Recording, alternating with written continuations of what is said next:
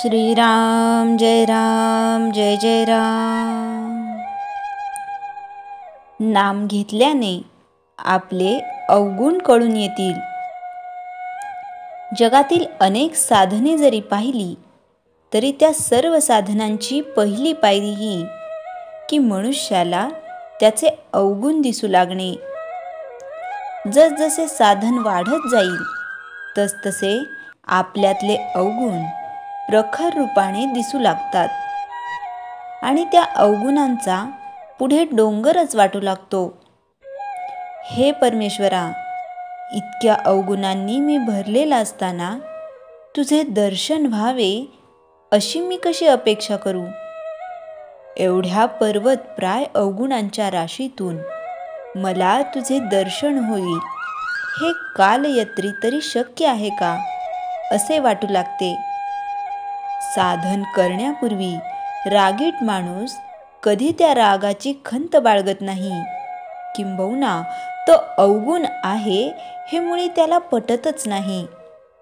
तो म्हणतो व्यवहारात असा दरारा पाहिजेच, त्याशिवाय कसे चालेल। एक साधक मला म्हणाला की अलीकडे मला फार राग येऊ लागला आहे।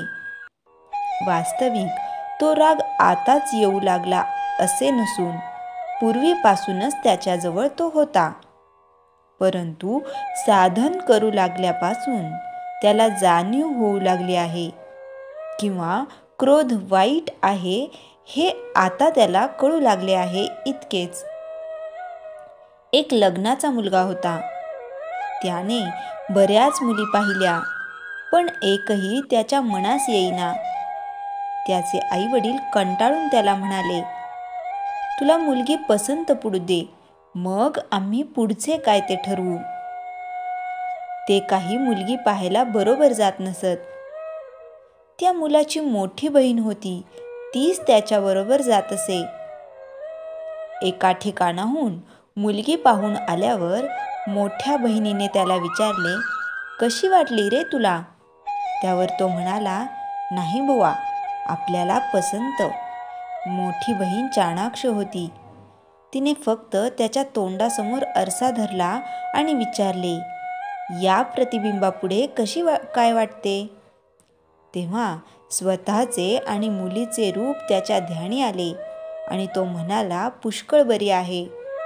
सारांश, जिथपर्यंत आपल्याला स्वतःचे खरे दर्शन होऊ शकत नाही तिथपर्यंत दुसऱ्यांचे अवगुणच आपल्याला दिसतात। आपल्याला दुसऱ्याचे जे काही अवगुण दिसतात त्यांचे बीज आपल्यातच आहे हे माणसाने ठाम ओळखले पाहिजे। तेव्हा दुसऱ्याचे अवगुण पाहण्याची वृत्ती आपण प्रथम टाकून दिली पाहिजे। दुसऱ्याचे अवगुण पाहणे हा साधा नेहमीचा व्यवहार आहे, तो परमार्थ नव्हे। खरा परमार्थी जो असतो तो सतत आत्मपरीक्षण करीत असतो। त्याला दुसऱ्याचे अवगुण दिसतच नाहीत। त्याला आपल्याच अवगुणांचे इतके दर्शन होते की त्या मानाने इतर सर्वजण त्याला परमेश्वर रूपच भासतात, आणि हाच खरा परमार्थ। श्रीराम जय राम जय जय राम। चैतन्यवाणी आत्मपरीक्षा करून स्वतःमधील अवगुणांच्या बीजाचे उच्चाटन करणे हे एक मोठे साधन आहे, आणि हे साधण्यास नामस्मरणासारखे दुसरे साधन नाही।